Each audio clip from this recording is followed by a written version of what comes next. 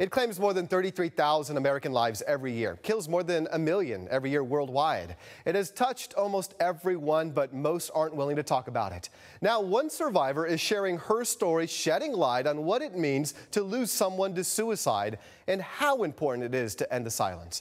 Joshua Lucht has more. Dr. Nancy Rappaport is a child psychiatrist and a professor of psychiatry at Harvard Medical School. As part of a large family, it's hard to imagine anybody would have to feel isolated, completely alone. Dr. Rappaport can tell you, even people who are surrounded by those who love them can feel like they have no hope. And in 1963, my mother had had a custody battle with my father for 2 years. And on the day that my mother was anticipating getting the return of her children, the judge stayed the decision, and she went home and she took a fatal overdose.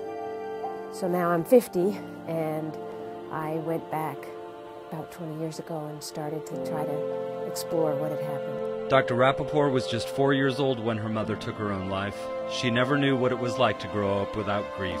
When she became a mother herself, the vacancy her mother's death left became that much more profound. And I would wake up when I'd had my first daughter in the middle of the night, and I would be writing letters into the darkness. They were called Letters to Mama. And I would be wanting her to know who my child was, who I was becoming as a child psychiatrist. And in some ways I was not raging at her, but disappointed that she couldn't be there with me as I was a new mother. Dr. Rappaport's mother had left behind a suicide note, a grocery list, and more questions than a child could hope to answer. Then a family friend brought her a surprise, a trunk full of memories. Report cards, journal entries, a novel her mother had been writing, and pictures of her mother as a child. She says discovering her mother all over again as a woman was very painful and very healing.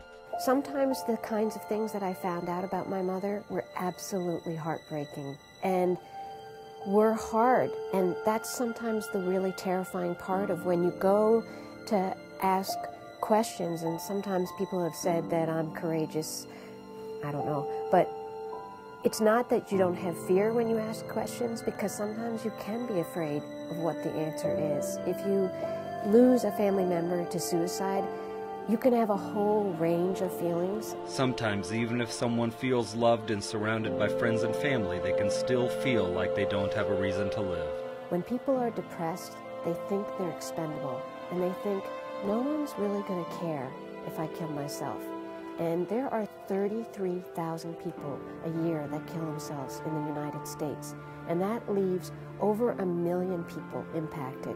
And my message is that everybody is loved, and they will be missed, and families are devastated, left to try to figure out how do they make meaning of an incomprehensible loss.